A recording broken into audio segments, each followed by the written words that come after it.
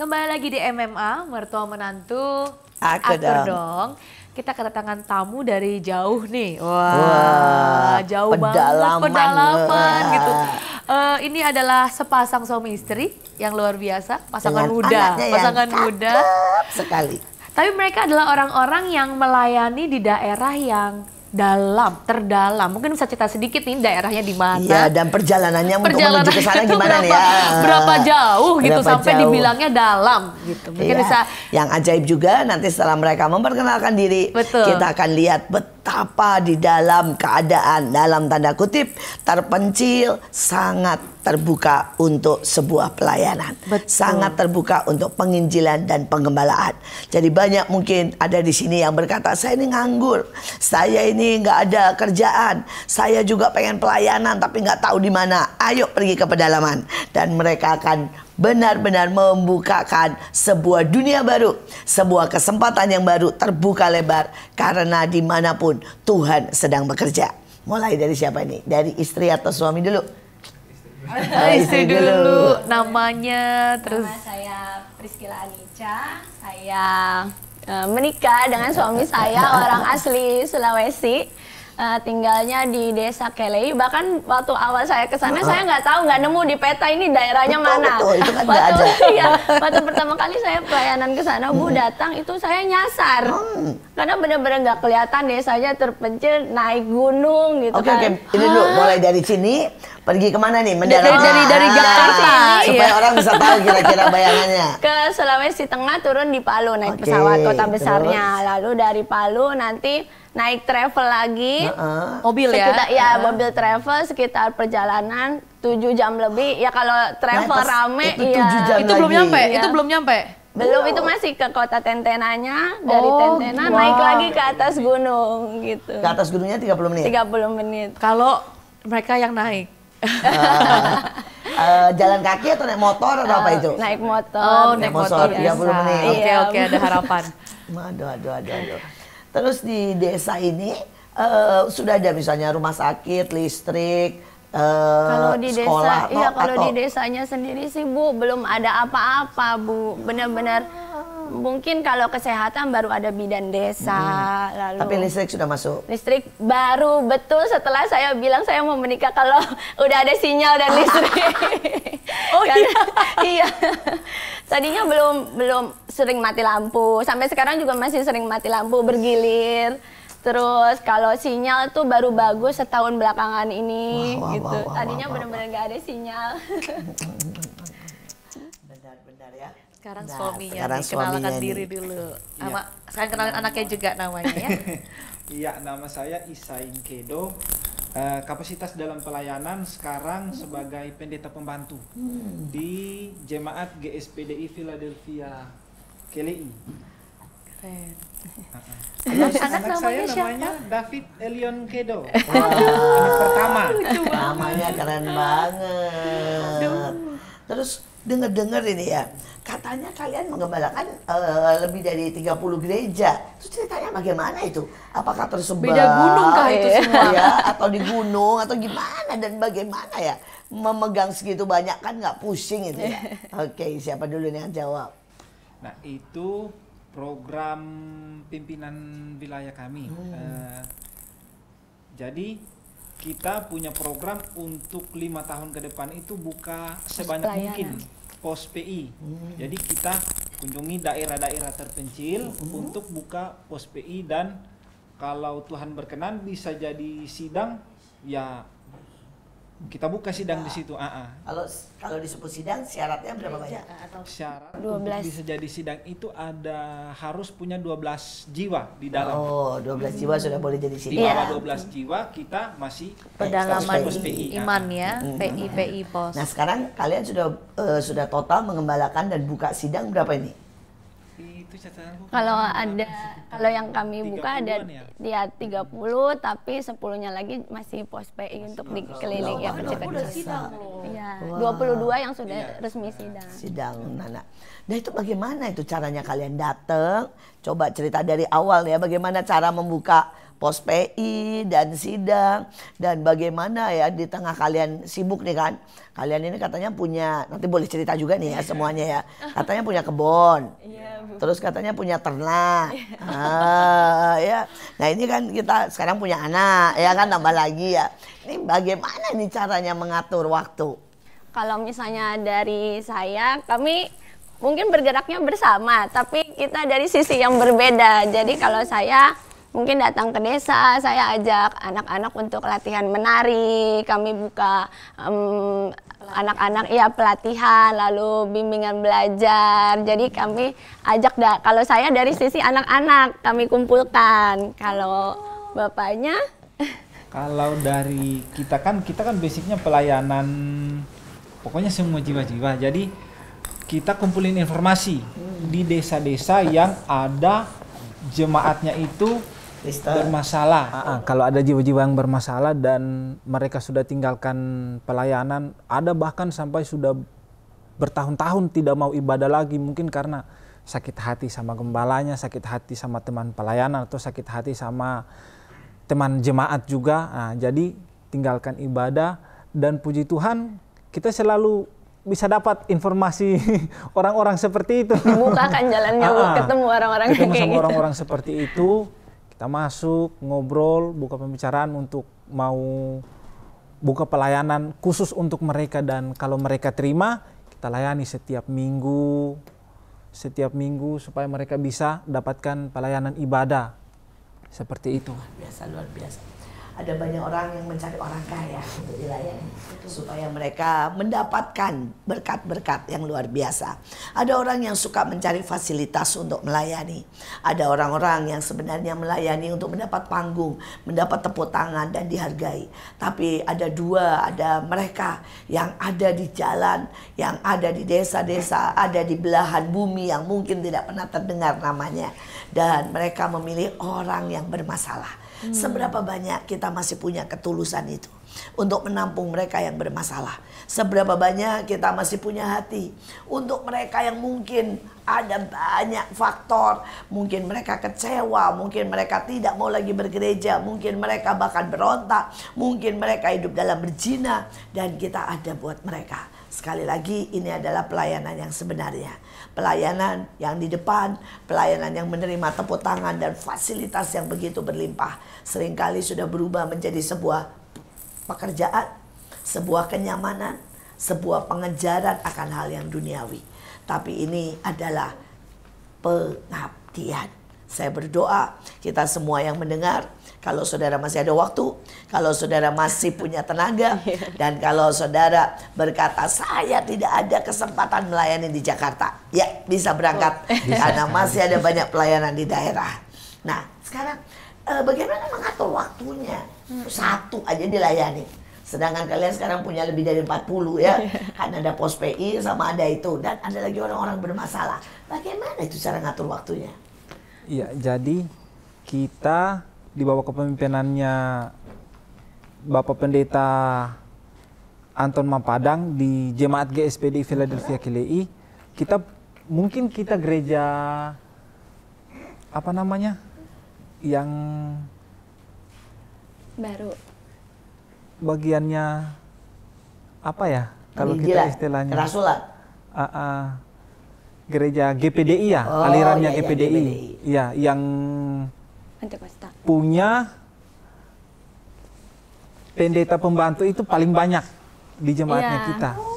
Kita punya pendeta pembantu sekitar ya hampir 30-an orang, dan itu bisa dibagi untuk isi pelayanan-pelayanan yang kita buka di pos PI yang ada di desa-desa itu. Jadi kita bergiliran untuk melayani. Iya. Jadi pendeta pembantunya ini semuanya sekolah Alkitab.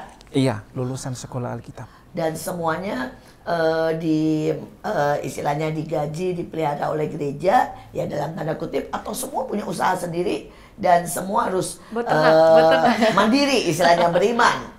Tidak ada yang digaji. Tidak ada Bu. yang digaji pendeta pembantunya. Jadi kita ya Kerjakan sendiri, punya seperti kebun, punya. kata Firman,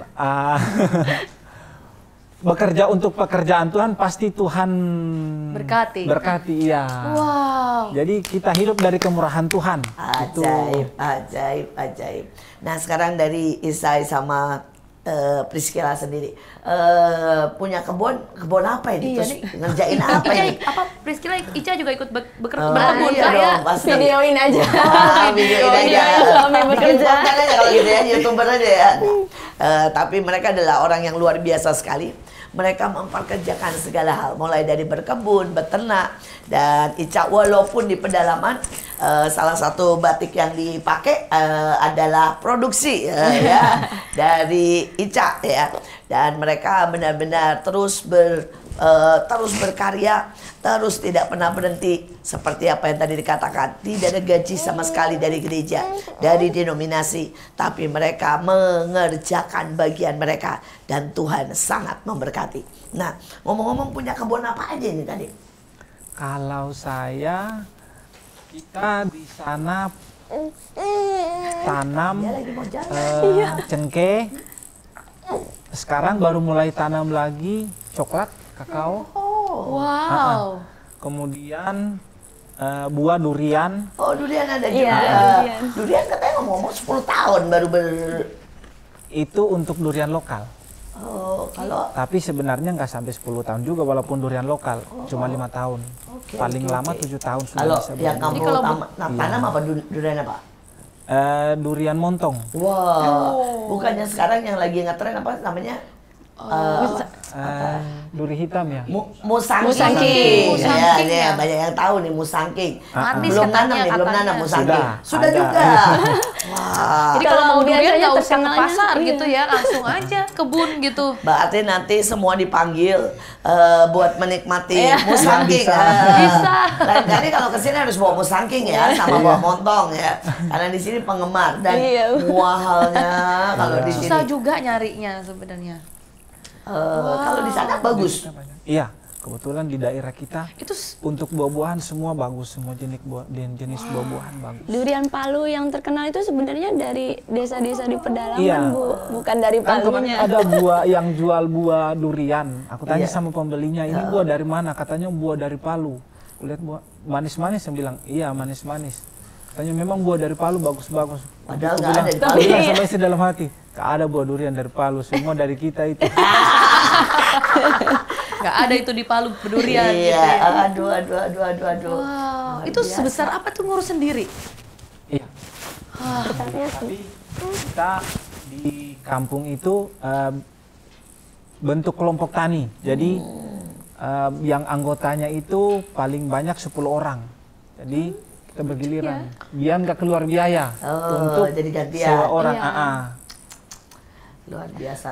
Peternakan punya apa aja nih? Peternakan kita baru punya ayam sama babi. Wah, babi. Ya. Sudah panen nih berkali-kali. Banyak Kak itu. Babinya baru mulai kemarin kita mau buka peternakan babi yang Iya, sempat ada yang gagalnya, banyak, Bu. tapi Tapi Yang karena banyak. masih banyak penyakit babi jadi belum gagal. Iya. Ya, sekarang baru mulai lagi. Kalau ayam banyak. Ayam mulai Ayam banyak kampung. sekarang, iya. Oh, Tapi ayam ayam kampung kampung. bukan Iya. ayam ras. Luar biasa. Seru di rumah Uca. Seru ya. Iya. Yang sudah menghasilkan apa? Duriannya sudah, Yang atau sudah coklatnya atau menghasilkan cangkeh atau apa? sekarang cengkeh sama vanili. Itu yang sudah Juga. Iya. Ada apa nih? Ini kan harus tempat dingin. Di sana dingin. Dingin Iya, sekali, di sana Bu. Oh iya. Iya, airnya dingin sekali seperti air es. Suhunya berapa Pagi, normal? siang gitu pun dingin. Biasanya karena saya dari Bekasi ya, Bu, yang biasa panas jam 12 siang tuh di sana saya pakai jaket. Jadi yang di sini kepanasan. Oh, karena di sana biasanya dingin. Iya. Karena gunung kan. Oh iya Kami sih. di gunung. Malam lebih dingin lagi. Dingin sekali, ya. Musim kemarau lebih dingin lagi. Loh, musim kemarau justru lebih dingin. Iya. Kenapa? Berapa kalau musim kemarau suhunya di sana? Ya hampir sama seperti Puncak. Apa ya, mungkin kalau di sini AC ya? Iya, 18-nya AC mungkin ya. Wah. Keren ya, keren. Sebuah tantangan tapi sebuah privilege dengan cuaca yang sebenarnya keren banget ya. Luar biasa. Nah, apa yang paling ya menggerakkan kalian? Karena kalau lihat kalian nggak berhenti, kalian benar-benar kerja, benar-benar terus melayani sampai buka sudah 40 dan terus bergerak. Apa yang membuat kalian terus bergerak? Kalau saya pribadi sih, yang buat kami untuk terus bergerak itu, apalagi dalam pelayanan ke daerah-daerah terpencil, karena memang sangat sedikit hamba-hamba Tuhan yang mau melayani di daerah-daerah terpencil, apalagi yang jalanannya tidak enak. Oh, ini jalanannya nggak ada ini? Iya, Jalan dan kaki. memakan waktu yang cukup lama. Yang paling lama itu 2-3 hari perjalanan ditempuh dengan jalan kaki. Dan yang paling cepat itu 2 jam perjalanan naik motor. Suami saya aja nangis Bu jalan kaki. Oh iya. Awal-awal. Ica juga cuma ikut jalan. Saya belum. Kalau yang jalan jauh belum. Kalau yang naik motor seharian dari berangkat subuh, nyampainya malam itu saya pernah. Yang jalanannya gini-gini naik motor itu pun sampai mual. Kalau biasa kan mual naik mobil ya. Ini naik motor aja. Naik motor sampai mual. Iya, karena jalannya memang Nggak habis-habis. Iya. Karena jauh juga kadang kami harus potong jalan lewat hutan, gunung yang tempat teroris. Karena kan di yang Sulteng namanya banyak Gunung Biru di Kabupaten Poso. Itu ketemu nggak atau gimana tuh? Pernah nggak ada cerita? banyak pos tapi penjagaan banyak pos TNI. penjagaan TNI di pinggir jalan. Luar biasa. Tolong cerita satu pengalaman. Tadi belum jawab. Setelah satu karena tidak banyak ya. Yang kedua, apa sih yang membuat kalian punya tenaga ya? Apa kalian merasakan kasih Tuhan atau kalian merasakan kebutuhan mereka? Apa yang paling membuat selain memang tidak ada orang lagi ya? Iya, yang kalau itu saya senang melayani di tempat-tempat seperti itu karena secara pribadi ya, setiap kali saya melayani apalagi di desa-desa yang sama sekali tidak mengenal kami atau kami juga tidak kenal mereka, selalu ada hal-hal baru yang bisa Tuhan kerjakan misalnya. Dan saya merasa pelayanan yang saya bawa dalam ibadah lebih hidup. Saya melayani di daerah-daerah terpencil dibanding saya melayani di jemaat saya sendiri. Apinya lebih nyala ya. Saya melayani di tempat-tempat seperti itu daripada melayani di jemaat sendiri, dan saya sungguh merasakan pekerjaan Tuhan itu luar biasa. Papa. Dalam pelayanan. Saat saya melayani di daerah-daerah terpencil, pertolongan Tuhan, dan kita tahu kan di daerah-daerah terpencil itu banyak hal-hal yang aneh yang bisa kita temukan, terutama kita tahu bersama bahwa semua desa atau daerah-daerah terpencil pasti orang-orangnya bukan cuma satu, ada banyak. Betul. Yang mengikat perjanjian dengan kuasa kegelapan, roh teritori kan. Wah, lepasannya macam-macam Bu modelnya. Bahkan saat sementara ibadah pun kita bisa diserang. Pernah kejadian apa tuh, diserang apa? Iya, saya tidak pernah diserang secara langsung, tapi saya bisa karena mungkin ya itu yang saya bilang, di tempat ibadah di jemaat saya sendiri saya tidak bisa merasakan hal yang seperti itu, tapi ketika saya melayani di daerah-daerah seperti itu, saya bisa, puji Tuhan, Tuhan berikan saya karunia untuk bisa tahu. Peperangannya real yang Bu. seperti itu. Keren. Nah, sekarang dari pihak yang istrinya nih. Tadi kan suaminya udah cerita nih keren. Apa nih pengalaman ya yang paling keren, dan kemudian apa yang membuat kamu nih apinya nyala terus nih? Karena setiap kali pelayanan di pedalaman ke desa-desa, saya tuh lihat banyak jiwa-jiwa bahkan sangat rindu. Bahkan baju yang kita bawa di tas itu Bu, itu yang mereka nantikan gitu. Kita pulang bawa baju setas, pulang kita nggak bawa apa-apa gitu. Dan setiap apa yang kita bawa itu, bahkan pengajaran, setiap cerita tentang Tuhan, kesaksian hidup kita, bahkan kita kalau kesaksian tiba-tiba ada L di tengah-tengah kita, karena kita melayani anak-anak di sana, itu bisa benar-benar bikin mereka, oh ternyata apa ya, ada cerita real tentang Tuhan gitu. Itu yang mereka nantikan, Bu. Cerita real tentang Tuhan itu yang mereka nantikan. Karena biasanya mereka cuma diajari, ya jangan berbohong, jangan mencuri, jangan ini. Tapi pada saat mereka dengar cerita, kesaksian hidup kita secara real, itu yang bikin mereka kayak, oh ternyata Tuhan itu ada. Wah, ajaib sekali. Tapi pengalaman tadi kan bilang peperangan tuh real ya. Iya, Bu. Banyak pasti yang nggak Seru tahu nih ya, peperangannya seru ya. apa ya gitu ya. Karena mereka benar-benar nggak membayangkan yang tentang kuasa gelap. Iya. Nah, boleh cerita nih sedikit Iya. Ica atau Isa ini. Sama-sama I ya. Iya, Bu. Iya, satu waktu ada satu desa namanya Desa Dodolo. Jadi di tempat itu memang hamba Tuhan, ada satu pendeta di jemaat lokal yang ada di situ suka ngetes hamba-hamba Tuhan yang datang. Jadi setiap kali ada hamba Tuhan yang datang, ditempatkan di satu rumah yang memang rumah itu ada penunggunya. Jadi untuk mengetes iman si hamba Tuhan ini. Serius? Dan katanya iya, banyak hamba Tuhan yang lari dari situ tidak jadi pelayanan. Tidak jadi pelayanan karena tidak bisa lulus satu malam menginap di rumah itu sendiri tanpa lampu, tanpa teman. Jadi setiap kali ada hamba Tuhan yang datang pasti ditempatkan di rumah itu untuk mengetes itu. Terus? Dan satu malam kita ada sekitar 4 orang. Taruh di situ.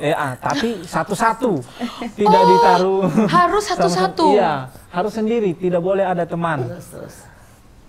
Kebetulan yang saya cerita cuma saya dulu. Iya, betul. Teman-teman ya, giliran saya. Lucu ya ini ya. Ditaruh di tempat itu harus menginap 1 malam. Harus. Siapa yang bisa bertahan sampai 1 malam, Boleh. itu bisa diizinkan untuk lakukan pelayanan di gerejanya dia. Dites dulu Dan ya. iya, puji Tuhan, semua dapat serangan dan didatangi oleh orang yang sama. Orang yang berbadan besar, tinggi dengan rambut yang panjang, tapi kita tidak bisa lihat mukanya seperti apa karena memang gelap tempatnya. Nah, terus Dan waktu kamu saya 1 malam hampir tidak bisa tidur karena memang setiap kali tutup mata selalu datang. Setiap kali tutup mata hampir selalu datang dan itu membuat saya bilang pantas orang-orang tidak bisa bertahan di tempat seperti ini. Dan puji Tuhan mungkin karena ya sudah ditengking juga pergi tapi datang lagi. Mungkin tuh rumahnya di situ. rumahnya di situ dan mungkin ada dia sendiri ada perjanjian tuh. Iya. Dan mungkin cuma karena mengantuk makanya sampai bisa tertidur dan sampai besok. Dan puji Tuhan kita yang diizinkan pelayanan ada 3 orang dari 6 orang kita yang datang di tempat itu. Dan saat pelayanan ternyata kakek yang punya perjanjian dengan roh yang ada di rumah itu datang dan duduk di bagian belakang. Ikut beribadah. Ikut beribadah. Ikut beribadah. Dan puji Tuhan saat itu yang pimpin ibadah Bapak Pendeta Rudi dan Pak Pendeta Rudi langsung berikan kode ke saya dan teman saya 2 bilang lakukan 2 peperangan keliling sementara ibadah. Sementara ibadah lakukan 2 peperangan keliling karena yang datang tadi malam sudah ada di di dalam gereja. Tidak ikut kebaktian. Ikut kebaktian. Ikut setannya ikut. Jadi kita lakukan 2 peperangan. Setelah ibadah ditemuilah si bapaknya itu dan bapak itu bukan bapak, kakek. Mengaku kalau dia yang kirim. Yang kirim itu dan dia sudah berteman dengan si jelek itu. Yang ada di rumah itu dan puji Tuhan bapaknya mau dibaptis. Kita baptis di sungainya tapi sungainya di sini. Luar biasa. Tidak semua kita bisa masuk karena memang dingin sekali. Walaupun tengah hari dingin dan hanya Pak Pendeta Rudi yang masuk ya ke dalam. Kita tidak ikut masuk. Ajaib ya pengalamannya. Ya, kita jadi pertengahan. Nanti kita akan dengar lagi cerita-cerita yang lebih seru. Sekali lagi tetap stay tune di MMA, jangan kemana-mana. Inilah MMA Mertua Menantu. Aku dong.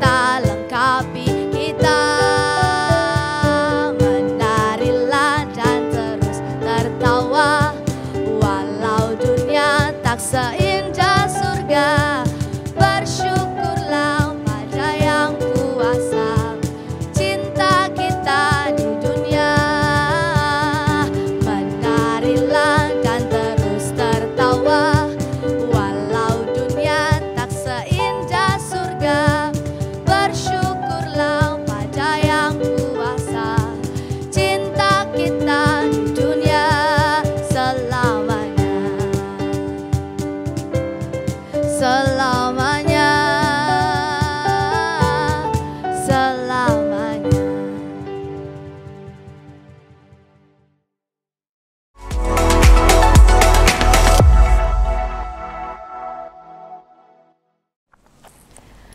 Kembali lagi di MMA, mertua menantu akur dong. Kita masih dengan duo sepasang suami istri yang sangat luar biasa ya, dengan L kecil.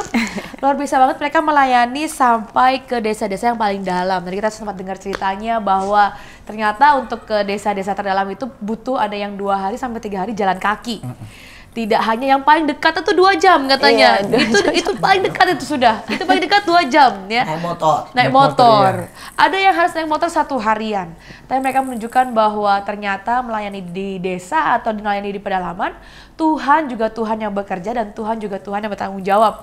Tadi sempat diuji, ya diuji di tengah rumah angker, tetapi melewati semuanya dengan ajaib ya, keren banget. Mungkin mau nanya nih, tadi kan sempat cerita ya, ternyata dites nih ya sama warga lokal.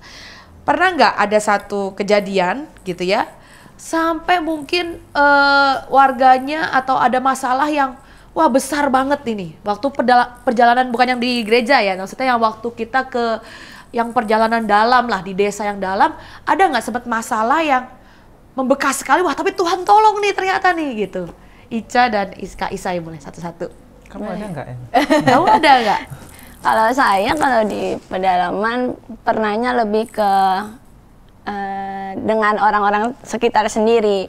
Warga ya? Ya, warga. Karena mungkin dikira kami bohong, kami datang itu cuma buat foto-foto gitu. Karena ada gitu? Iya, karena mereka merasa sakit hati. Karena biasanya mereka cuma difoto, dimintain sumbangan, tapi mereka nggak pernah dapat apa-apa gitu. Makanya gitu. Iya, dari situlah kami coba melayani mereka, datang rutin untuk mengajar, apa supaya mereka lihat ada buah gitu. Karena mereka sudah terlalu sakit untuk menerima kita-kita yang sebenarnya rindu untuk berbagi bersama mereka, seperti itu sih, Bu. Oh, jadi banyak juga yang datang hanya untuk foto, Iya. terus mereka nggak balik gitu ya. Ya mungkin cuma 1 kali ya. Iya. Dan mereka merasa jadi seperti dibohongi. Iya. Padahal kondisinya memang mungkin jauh dan orang kota kan males ya Iya. semua. Aduh, terima kasih sekali ada hamba Tuhan yang luar biasa seperti kalian. Dedikasi, pengorbanan dan kerja keras itu yang mereka berikan dan angkat di hadapan Tuhan. Seringkali kita yang di kota sangat mudah tersinggung, sangat mudah ya untuk marah ketika kita tidak dihormati sebagai hamba Tuhan atau merasa ditolak dan merasa tidak dipakai. Padahal ladang sudah menguning. Dan mari sungguh-sungguh bawa hati kita, tapi juga uang kita, mungkin kalau bisa juga tenaga kita, waktu kita, karena yang di daerah sedang menunggu. Saya pengen dengar lagi nih ya cerita apa kesulitan terbesar sebenarnya yang pernah kalian hadapi selama ini. Kesulitan terbesar yang paling besar itu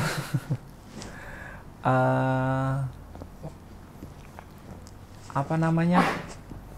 Atau mungkin semua sudah dilewati ya sampai tidak ada Iya. kesulitan ya, luar Sebenarnya biasa ya, kesulitan paling besar itu hampir tidak ada karena memang semua sudah bisa dilewati dan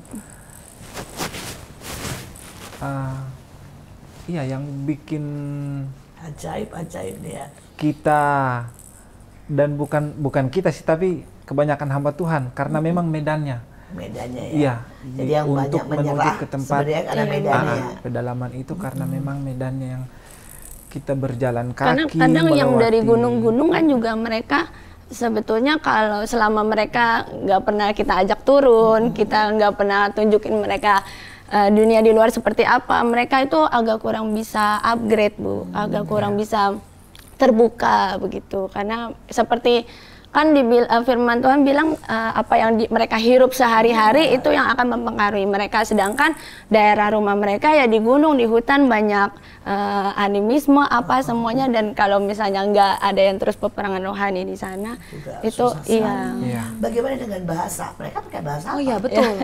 Iya. Pakai bahasa apa ini ya? Saya nebeng suami saya. Jadi kalau masalah bahasa, kita sebelum kita ke sana kita pasti pelajari dulu bahasanya. Dan Beda-beda kah? ya beda-beda bahasanya. Masing-masing kampung mereka punya bahasa tersendiri. Dan kebetulan puji Tuhan di sekolah-sekolah Alkitab yang ada di Tentena itu sudah banyak orang-orang yang di suku pedalaman itu turun, yang dibawa untuk sekolah di situ. Jadi kita bisa ajak mereka sebagai penerjemah. Penerjemah kita. Tapi bahasanya totally beda atau mirip-mirip? Memang sama sekali beda. Susah Jadi sekali. kita susah. Beda gang, beda ini, beda gang gunung, beda bahasa. Karena jarak antar jauh, desa beda bahasanya jauh banget kah atau? Puluhan kilometer, jauh, puluhan kilometer. Jadi antara desa yang satu dengan desa yang satu bahasanya susah beda, Betul. Nah sekarang bagaimana dengan pendidikan ya? Maksudnya semua anak kan butuh pendidikan, jelas ya. Supaya mereka berkembang, mereka maju. Dan tadi kan dikatakan banyak sekali yang belum ada pendidikan. Itu gimana? Ya, untuk pendidikan saya juga sempat ngomong sama istri bagaimana kalau kita buka sekolah untuk terus dia tanya siswanya dari mana.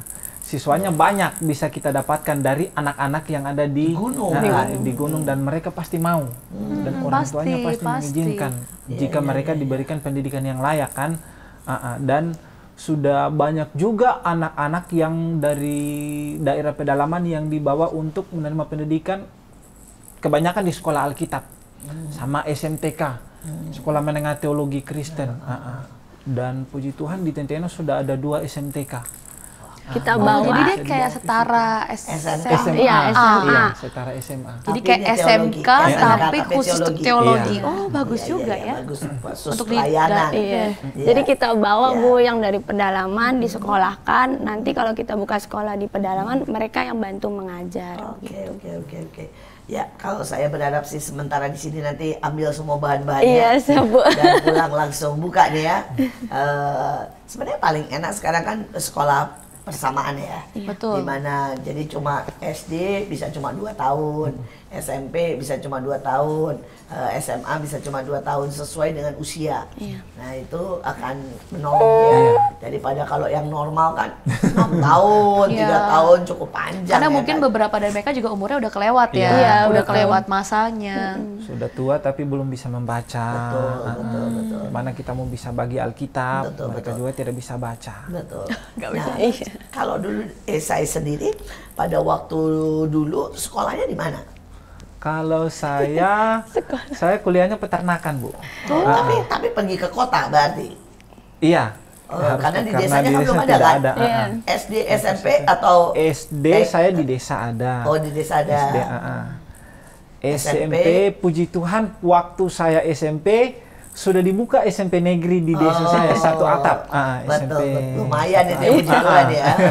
Jadi nggak harus turun ke kota lagi, jadi bisa selesaikan SMP, nanti SMA baru ke kota untuk lanjutkan SMA dan sampai kuliah. Terus sekolah peternakan, terus kemudian nyambung ke sekolah STT. Iya.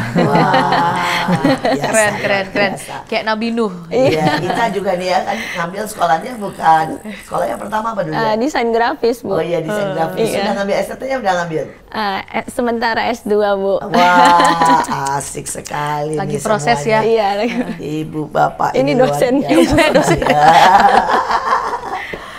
Luar biasa sekali semuanya. Ya, di mana kita mau berjuang, di mana kita mau usaha, bahkan istilahnya kita ada di gunung pun selalu ada jalan. Cuma ada banyak orang yang sebenarnya semua fasilitas, semua yang tersedia dan mereka tetap punya 1000 alasan untuk tidak bergerak, untuk tidak move on, untuk tidak menuju sasaran apa yang menjadi panggilan Tuhan dalam hidup mereka. Saya berharap dengan kesaksian mereka berdua tidak ada kata menyerah, tidak ada kata terlalu susah. Saya berharap ada begitu banyak yang mendengar dan berkata, ya saya harus mulai melangkah. Betul. Ya saya harus memberkati orang-orang di desa. Saya berharap dengan hal ini juga kalau ada orang-orang kaya, ada orang-orang yang punya banyak barang di rumah. Betul ya? Betul. Mungkin itu pakaian, mungkin itu sepatu, mungkin itu apa. Bisa dikirim ke mereka ya. Nanti bisa diangkut lewat kapal dan supaya bisa dibagikan ke semua di gunung-gunung. Karena saya percaya apapun berarti buat mereka. Sedangkan buat kita seringkali itu sudah menjadi sampah dan menjadi sesuatu yang kurang berguna. Tetapi buat mereka itu artinya adalah harta yang luar biasa. Mari berbagi, karena berbagi itu sangat berbahagia. Mungkin saya mau tanya nih, kan ini mumpung lagi disiarkan ya. Kira-kira kalau ada orang dari kota mau menolong atau bantu nih desa Kelei gitu. Kira-kira apa yang bisa dibangun atau kira-kira yang dibutuhkan tuh apa sih di pelayanan ini dan di desa Kelei ini gitu. Misalkan oh belum ada klinik nih, belum misalkan ya kan saya nggak kebayang juga. Oh belum ada sekolah tahap taraf ini. Nah itu biar mereka pun kalau misalkan aku mau bantu ambil bagian. Aku mau ambil bagian mungkin buat sekolah gitu tadi yang di gunung, di puncak gunung sekolahnya. Atau mungkin listrik nih. Pusing nih listriknya nih gitu. Nah tuh kira-kira apa biar yang mendengar ini bisa punya bayangan, mereka pasti pengen ikutan menurut saya. Iya. Untuk desa Kelei secara khusus saya sama istri pernah punya rencana untuk mau buka apotek. Karena memang kita kan susah kalau ada yang sakit cari obatnya jauh, harus turun ke Tentena dulu. Jauh tuh berapa dulu. Ini ya, berapa sejam? 30 menit enggak? 30 menit turun gunung, naik motor perjalanan, jalanan gunung untuk gelap. beli obat. Jadi saya sama istri punya rencana bagaimana kalau kita buka apotek. Nah, tapi itu baru direncanakan ya. Kalau untuk pelayanan ke daerah-daerah terpencil itu biasanya kita yang paling urgent aja yang kita bawa, misalnya seperti alat musik. Senar gitarnya misalnya, pun berharga. Ya, tempat pelayanan kita itu berharga. Tidak punya alat musik sama sekali. Biasanya kita bawa gitar ya? Bawa gitar, atau kalau tidak bawa gitar karena terlalu berat, jadi kita bawa senar gitar aja. Karena mereka biasanya ada yang sumbang gitar, tetapi saat dipakai senarnya putus, mereka tidak punya lagi kan. Nah, itu yang kita bawa untuk percuma juga kita datang di sana ibadah punya gitar tapi nggak punya senarnya ompong semua ya. Makanya kita kalau ke pedalaman itu banyakin bawa obat-obatan sama senar gitar. Saya ini mau tanya dan mau dengar cerita. Hari itu saya dengar ada kecelakaan. Dan itu mengejutkan kita mengejutkan semua. Dan kami semua yang sempat mendengar takut sekali bahwa terjadi kematian dan sebagainya ya. Sepertinya benar-benar serangan maut di depan mata. Tapi kalau melihat sekarang dengan sehat luar biasa. Nah, dengan tolong cerita dong. Tolong cerita dari awal sampai akhir ya perjuangan nih dari pihak istri dan suami nih. Ya, kalau insiden itu memang itu karena kesalahan saya. Itu kan tepatnya hari Jumat. Hari Jumat saya lalaikan doa puasa karena memang harusnya kita kan lakukan doa puasa di situ dan setiap hari Jumat, dan saya lalaikan itu. Lebih memilih pergi ke kebun dan berkebun ini. Bekerja di situ. Kita ada pekerjaan kelompok tani kan di situ. Harusnya saya tidak ikut, tetapi saya lalaikan doa puasa itu. Dan kesalahan saya lagi setelah kita tiba di kebun, ada teman bilang ada satu pohon yang sudah ditebang pakai mesin sensor, ya gergaji sensor sudah ditebang. Harusnya pohon itu tumbang, tetapi pohonnya belum tumbang sampai sudah mati, tapi tidak bisa tumbang pohonnya. Katanya ada penunggunya. Nah, maka ngomonglah aku dengan segala kepercayaan dirinya, mana penunggu pohonnya ini lawan aku. Nah, itu kan harusnya bukan dengan puasa bukan lawan aku. Puasa tidak dilakukan. Nah, kerjalah kita tebang pohon yang ada di sekitarnya, tiba-tiba pohonnya tumbang dan pohon yang tadi yang sudah yang sudah dipotong itu tadi. Jatuh, sebenarnya kan arahnya sudah, pohonnya itu sudah miring kayak gini. Saya kerjanya di sebelah sini. Harusnya kan pohonnya tumbangnya ke sini kan. Tetapi tidak tahu kenapa pohonnya malah jatuhnya. Ada angin kah atau? Pasti. Pohonnya nggak ada angin kan? Tidak. Itu kuasa gelapnya langsung mendorong dan jatuh ke kamu. Dan dari situ sudah pingsan, tidak tahu apa-apa yang pingsan langsung. Langsung pingsan. Dan nanti sadar sudah di rumah sakit.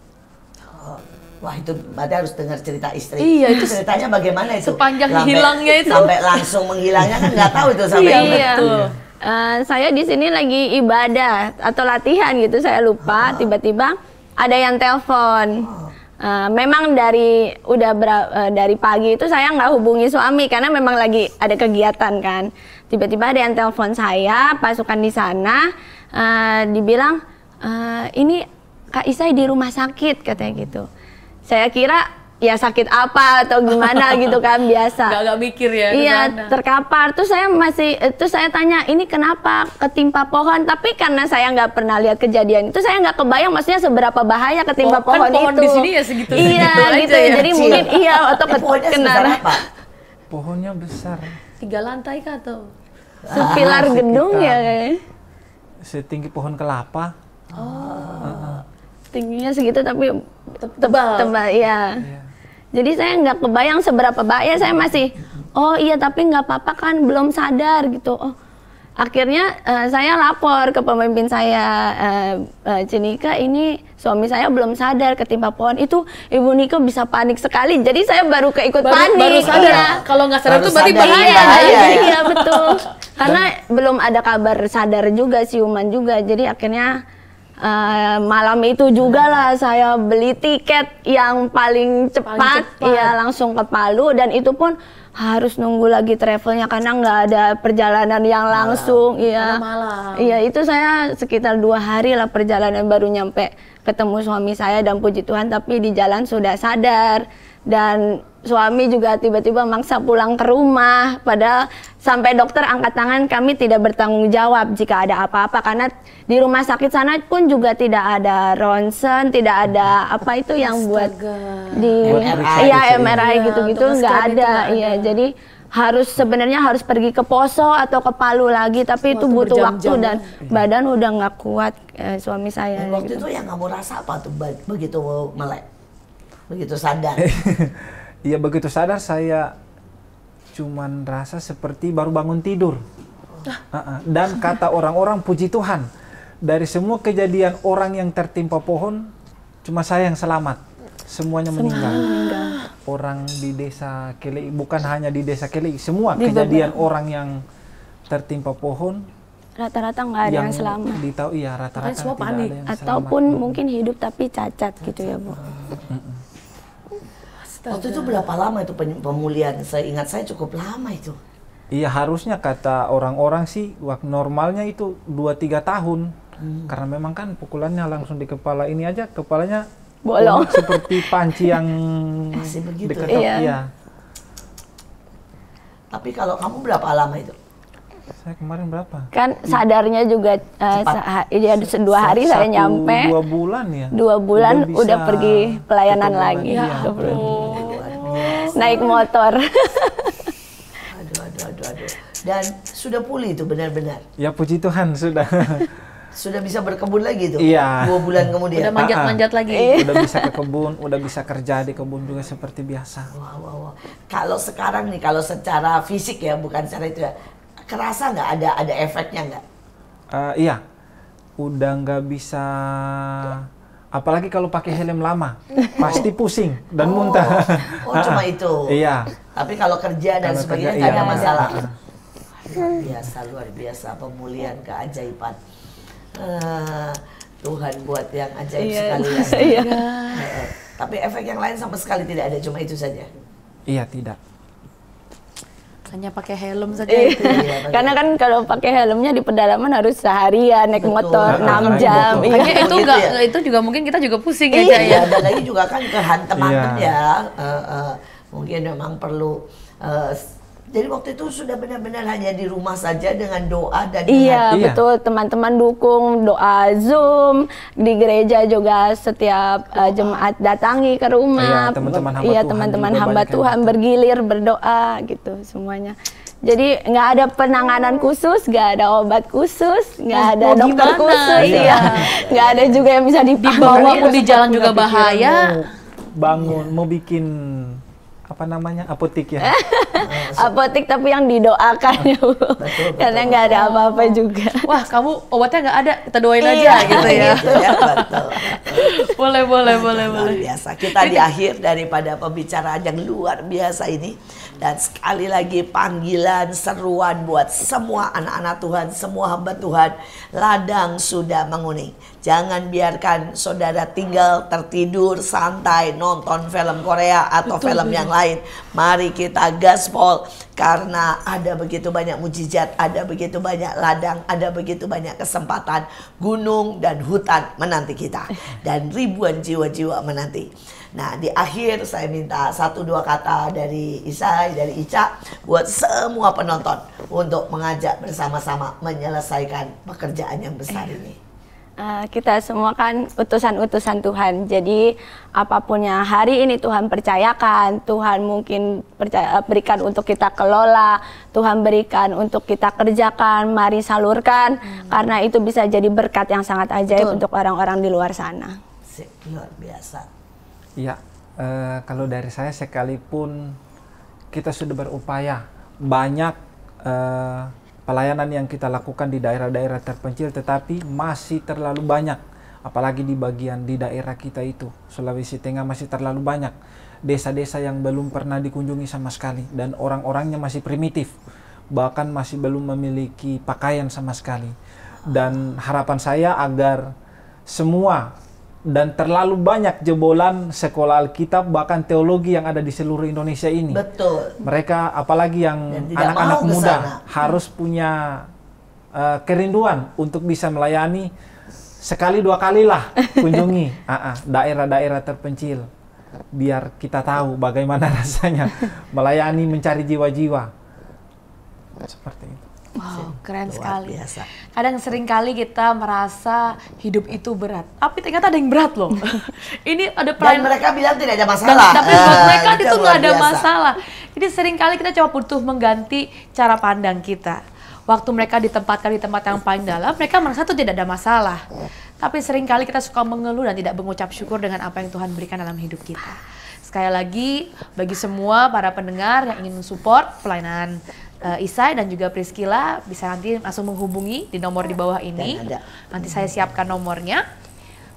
Untuk juga yang bagi yang ingin memberikan mungkin barang dalam bentuk barang ya, entah itu tadi dengar ya, mereka punya mimpi punya apotek ya, walaupun katanya kalau belum lengkap apoteknya pakai cara doa lah ya, kita jalan langit, jalur langit, jalur bisa. Itu di atas segala obat. Tapi marilah kita sama-sama dukung. Mungkin kita nggak punya waktu untuk ke pedalaman. Mungkin kita bekerja kantor 7 to 5 gitu ya. Kita kerja full, tapi kau bisa tetap menabur, kau bisa tetap mengambil andil untuk orang-orang yang bekerja sungguh-sungguh di pedalaman. Memberikan dirinya, memberikan hidupnya untuk melayani Tuhan di desa demi desa. Sekali lagi, inilah MMA, Mertua Menantu. Akur dong, jangan lupa like, komen, dan juga subscribe YouTube kita Asia Zara dan juga stay tune untuk episode selanjutnya. Sampai jumpa.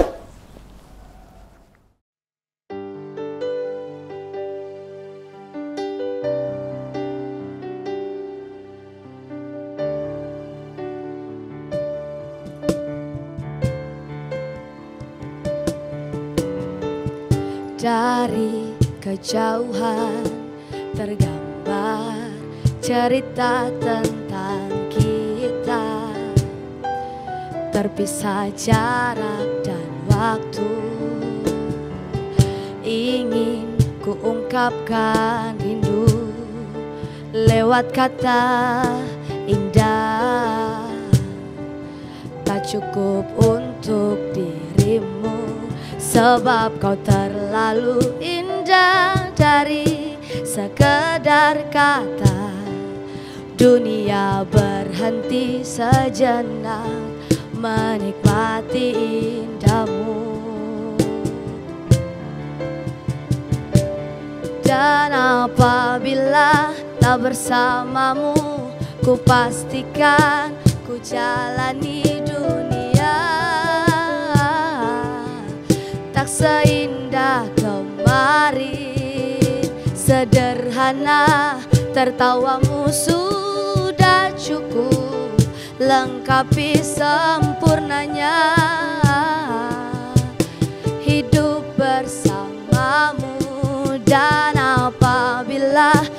bersamamu. Ku pastikan ku jalani dunia tak seindah kemarin. Sederhana, tertawamu sudah cukup lengkapi sempurnanya hidup bersamamu. Dan apabila tak bersamamu, ku pastikan ku jalani dunia tak seindah kemarin. Sederhana, tertawamu sudah cukup lengkapi sempurnanya hidup bersamamu. Oh.